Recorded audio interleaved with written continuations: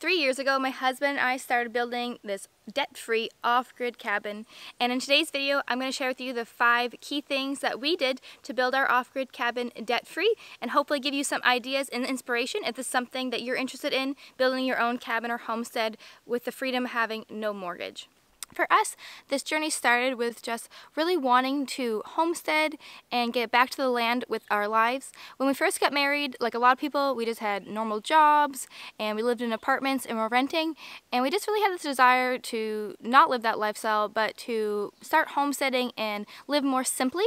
And so the first step to achieve this for us was to start saving money. So in our first few years of marriage, we had saved enough money for a down payment on a house, and we started going through the process of looking at different properties, and we really wanted to live remotely and have that lifestyle. But as we were looking for houses and homesteads, we realized that it was just out of our price range. The only way for us to achieve that lifestyle was going to be to have a huge mortgage and maybe even not be able to get a mortgage for that. We decided that wasn't what we wanted to do, and we didn't want to be in debt for the next multiple years of our lives, so we decided to change directions and think about building our own home. And so at that time we went to a mortgage broker and talked about the idea of wanting to build, and they pretty much laughed at us and said there's no way we were going to get a mortgage to build a house, and it wasn't possible. And so instead of leaving that meeting discouraged, we left it encouraged to not get a mortgage and to do our own thing and just try to be debt-free if we could. So we took that money we had saved for a down payment and decided to put it into building our own house, which turned into building our own cabin because that's what we could afford. So with that money we had saved, we needed to put it into 2 things.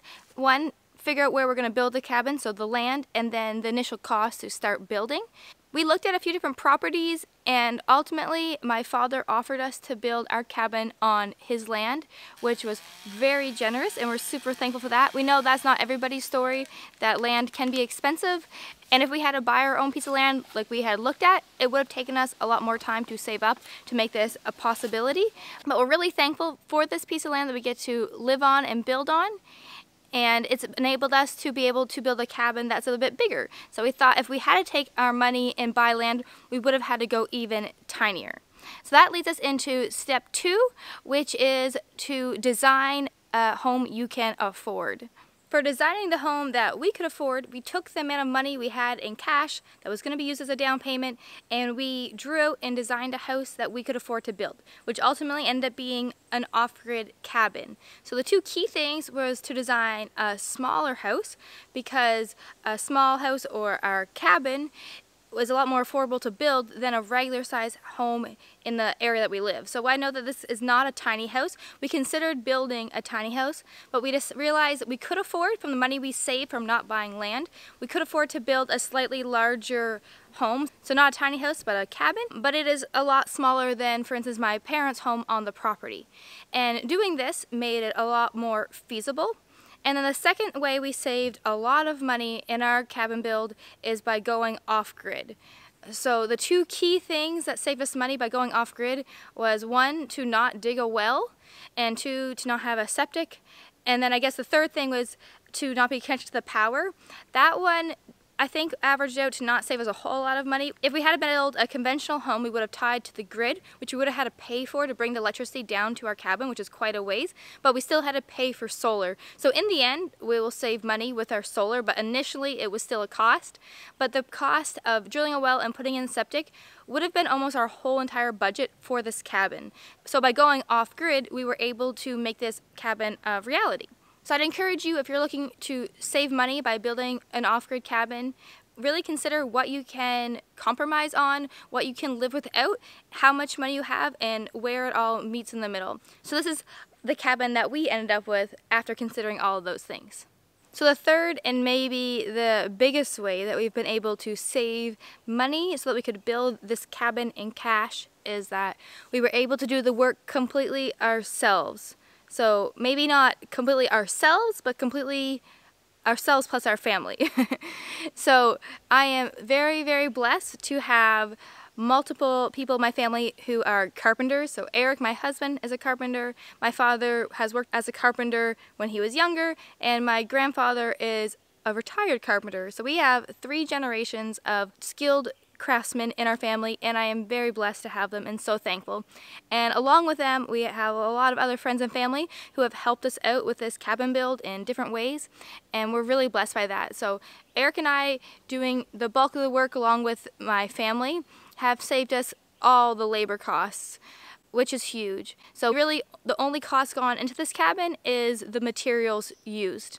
And so that is a really big thing. I know everybody is not able to build a cabin themselves, but there's a lot of people out there on YouTube that are doing it themselves, even without experience. So we do have experience, but I've learned a lot along the way, and I personally don't have a lot of experience, but I still help and contribute. So anything that you're able to do yourself really will have a big impact on the price, and it makes it a lot more possible and a lot more achievable when you're looking to build something without a mortgage. The fourth way that we have been able to afford to build our cabin with no mortgage is by using and sourcing secondhand or cheaper materials for our build. So an example of this is that we always check our local restore before we purchase something new. So today I need to get a ceiling fan for the cabin to install while we're working on putting up the ceiling stuff, and I'm going to first check at our Habitat for Humanity store, see if they have one. If they don't, I will then check online and then go to the store last. So some things I get lucky about and we can find used, and some things we have to buy new. It's just the reality of it. We're not going to wait weeks and weeks to be able to find a material if I need it to continue our build. But looking in advance and really finding as many materials as you can before you need them make it possible to save a lot more money by using secondhand materials. So some other examples of this are our shed. I know it's not in our cabin, but this shed was almost free. We added to it. So you can see that whole video. I'll leave a link to it. But we tore down a shed at a friend's house that we wanted to get rid of, and we brought it back here and built it. Some other examples are finding wood that is more like second grade, not for the structure, but for the materials on the walls. And things like our exterior siding, we chose to go with hemlock instead of cedar, so we bought it new from my uncle's mill. But hemlock is a cheaper wood than cedar, and it does a very similar thing, how it's water and weather resistant on the outside, so it's good for exterior siding, but it's at a cheaper price point. So we opted for hemlock over cedar. So those are just a few examples of ways that we have saved money looking on Marketplace, looking used, choosing the cheaper option. And it really has made a big difference when it comes to our final budget for our cabin. So if you're interested in knowing what the budget is for the cabin and it all broken down and how we built it, after our cabin is complete, because we're still spending money on it, I'm going to do a whole video on our complete cost analysis so you can have an idea of what it might cost to build something like this for yourself. And that leads us into our fifth and final way of how we're able to build this cabin for cash, is that we have not completed it. It has been 3 years and we're still working on it, and it's not done because we took that initial savings to get started with a cabin, but now those savings have been used up. So our initial budget has been used and our main expenses are all done, but now we are working at other jobs and building our cabin as we can afford it. So for example, today instead of working on the cabin, Eric is out working at someone else's house with his carpentry business, and to be able to make money so we can afford to finish our cabin. Working as you go definitely costs time, so it has taken a lot longer than the average person takes to build a home, but it's made it possible for us to not go in debt while we build this cabin.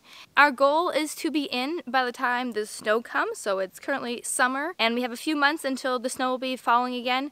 But when it does come, there's a good chance we won't be completely finished our cabin, but hopefully it's going to be at the livable stage. So paying for the cabin as we make the money out of pocket in cash has taken a huge weight off of us, because we know we aren't owing anyone money for this cabin, that we have the financial freedom of having no mortgage, and if we need to pause the build and we want to go travel or do something and then come back, that's okay, because we don't need to make as much money to pay for our bills.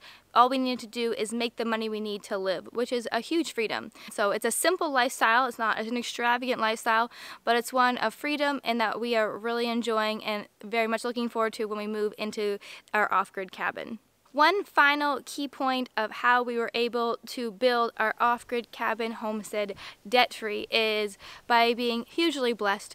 We are so thankful that God has given us this land from my parents, the family and friends to help us build it, the physical health to be able to do this ourselves, and the province that we live in that we're able to afford these things.